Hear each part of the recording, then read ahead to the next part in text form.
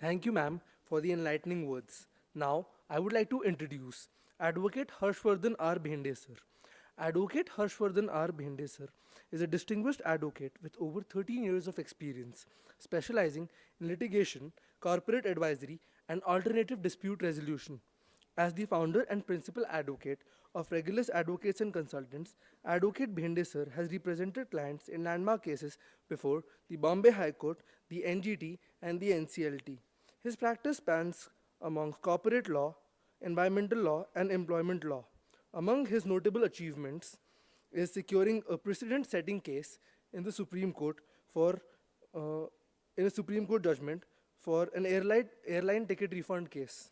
Beyond his legal career, Advocate Bhende sir is a committed philanthropist, and through the Drishan Charitable Trust, he has restored eyesight for over 150 visually impaired children, provided scholarships for blind students, and organized health initiatives impacting thousands. Advocate Bhende sir's dedication to law and social welfare embodies his commitment to excellence and community service. Please join me in warmly welcoming him for his introductory words today. Thank you.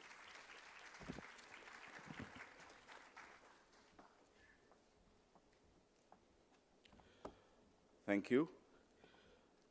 Dignitaries on the dais, my esteemed senior fraternity members, Advocate Dubey, Advocate Thakur, Professor Nagrale. It's a pleasure to be sharing the dais with such august members of the legal fraternity. First of all, I express my gratitude to MITWPU for inviting me here to speak on a very sensitive topic.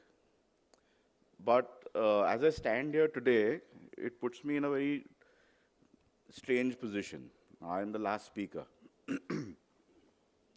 Normally, as the last speaker, you feel like you're Kim Kardashian's last husband, because you know what you're supposed to do, but you don't know if you can make it interesting enough. So that's a bit of a dichotomy that I have. But I'm going to expand upon what the previous three speakers have actually spoken. They have gotten to the various elements of how the Constitution provides for equality, how there are various judgments of the Supreme Court which are enabling equality, enabling gender justice. But there is also a huge problem that we have. While our legislative bodies legislate, they formulate the laws, our high courts and Supreme Courts adjudicate upon these laws, they set down precedents, the problem lies on the ground. And that's where you see gender justice in its true form. We come from a land of contradictions. We come from a land where, on one end, we speak of women empowerment, we speak of equality before law, we speak of giving rights to the LGBTQ community, but at the same time, we also see a blatant misuse of the law, a blatant misuse by various sections of society, and it happens across the field. You have laws like the Sexual Harassment Act. You have laws like the DV Act. In the previous IPC, you had the 498A, which is also carried forward to the BNS. You see a grave misuse of this. And what that does is, it actually does great disservice. It does great disservice to all those genders, to all those people who are actually in need of such protection. We are seeing today a large section of men facing injustice. Now, when we speak of justice, justice always derives from equality. Justice cannot be done when there is a hyper empowerment of one section of society and a neglect towards the other. there has to be a complete equal status. There has to be an equal standing for each and every person. And therefore, I've always said this, that laws like sexual harassment need to be gender neutral, and I completely agree with my previous speakers on that. Because even men can be sexually harassed. We are seeing it on the ground. We are seeing cases coming out from various companies. We are seeing it come out from various institutions. There has to be the element of domestic violence also, which should be applicable for men, because men today also are being subjected to various forms of domestic violence. Now, when you say domestic violence, it doesn't only mean physical violence. You have to look at it from a different perspective, because the law is very clear that violence is of various types. There's physical, there's emotional, which is mental, there's also financial. So it is also the man who is facing these problems. When I spoke of on-ground issues, you have various people within the legal fraternity. And when I say legal fraternity, I specifically would indicate the judiciary.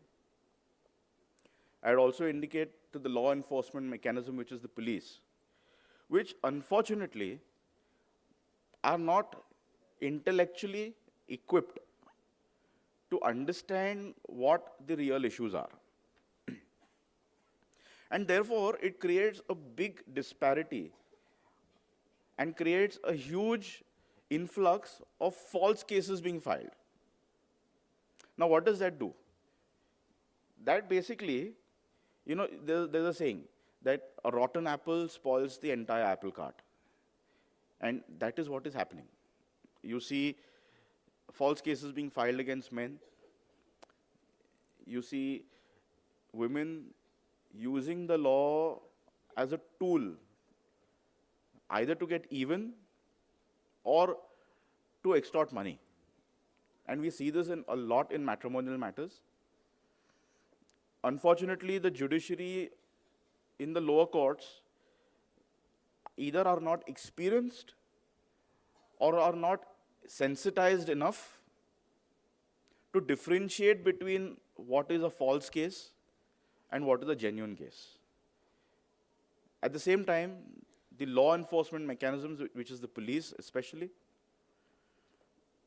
they do not understand, or rather they are unable to fathom as to how a issue with respect to a woman, or for that respect, even an issue with respect to a person from the LGBTQ community can even arise. You have a lot of police officers who are, I call them trigger happy. They file cases because they said, कि हाँ हमारा mandate है, हम file कर देंगे. But they don't really get into the investigative part of coming to the reality of what that case is all about. Whether that case or whether that complaint is arising from something which is genuine, or it is being used as a tool to harass somebody. When we work in the trial courts, unfortunately, we have certain rotten apples within our profession as well, who use these women-centric laws as a package tool. You will see lawyers, when you have a woman going to that lawyer, especially with some kind of a matrimonial discord. I don't use the word dispute. I always use the word discord. Because a dispute is something which is completely different. India and Pakistan can be in a dispute, can be in war. But a relation between a husband and wife, or a relation between a man and a woman in a live-in relationship can only be through discord.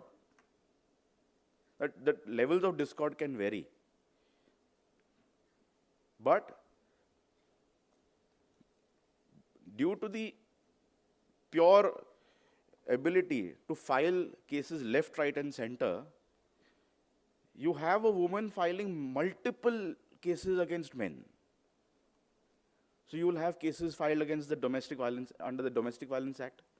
you will have the 498A, you will have maintenance applications, you will have custody applications, you will have X, Y, Z coming from all corners of our statutes.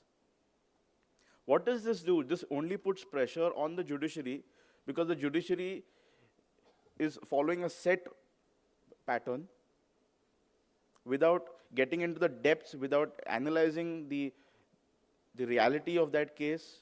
They go ahead and pass judgments. Many of these judgments get overturned by the high courts or by the Supreme Courts. Many cases in which matters under 498A are filed, you will see that the high courts would quash them because they realize that the entire complaint harbors on falsity. But this, I would always say this, that what this does is, again, it does great disservice to the real and genuine cases out there. And therefore, when we talk of gender justice, the justice must be equal. It must apply equally to everybody. Men, women, and members of the third gender. I also would go ahead and say this, that in order to achieve peace,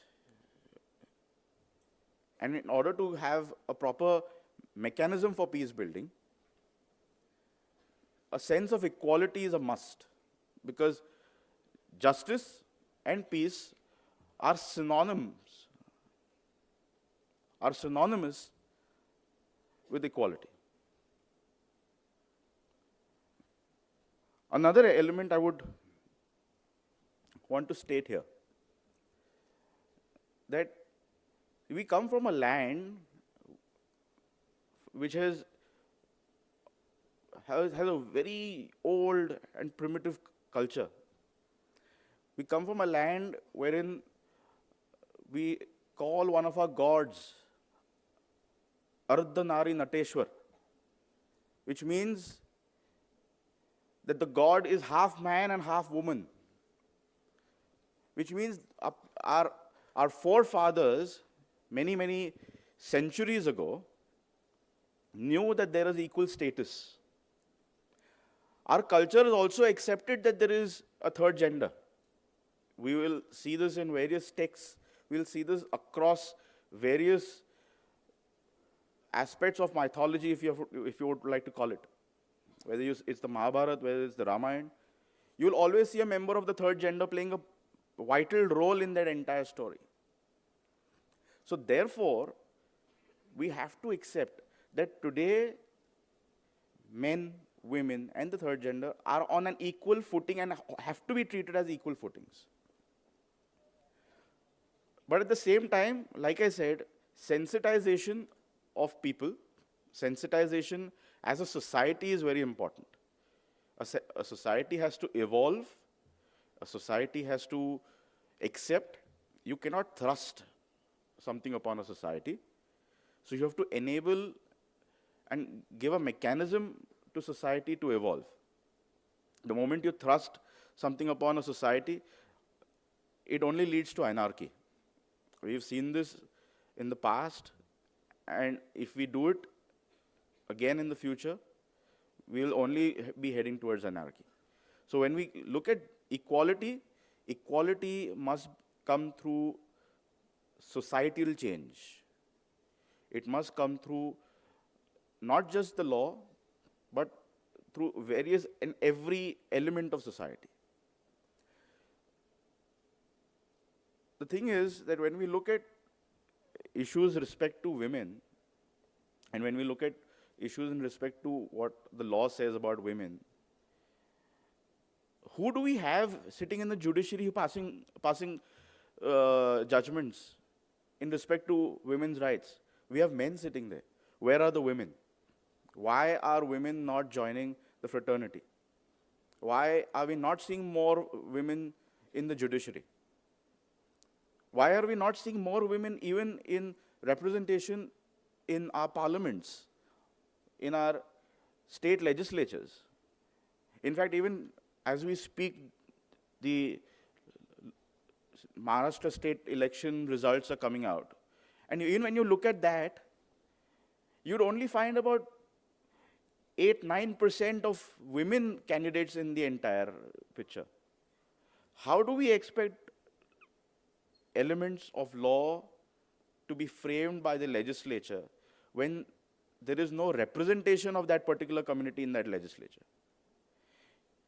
Now, maybe a year ago, we had the parliament passing a legislation to enable 33% of women in the parliament and in other local bodies and the state legislature. But I would also say this, that the parliament must also accept that there is a huge community of the transgenders. And therefore, even those people require representation. We are seeing people coming from various sections of society. We idolize people, women like Kalpana Chawla or Mary Kom. But we also accept, and we are acceptable of the fact that we have women or people from the transgender like Lakshmi, who has done great service. So we cannot discount any of these people. And as my previous speakers have already spoken, that the law has created an equal footing. The Constitution provides equality. It is up to us to ensure the implementation of that particular legislation. You cannot expect the administration to be doing it for you. We as students of law, and everybody sitting here, we all, including you, we continue to be students of law. The change begins with us. And unless we change, we cannot expect society to change. And the administration is only going to enable that change. You cannot expect administration to say, from tomorrow you're going to start accepting this person. It cannot happen. It has to come from within. It has to come from the absolute bottom of the pyramid. And I am sure, going forward, we will achieve something which even the world will take notice of. We have already enabled various legislations which have helped bring about some form of equality, but there is a long way to go. There are miles to go. And I am sure as we proceed forward and as we take more steps towards achieving this equality, peace is not very far away. So with this, I'd like to conclude my remarks. Thank you.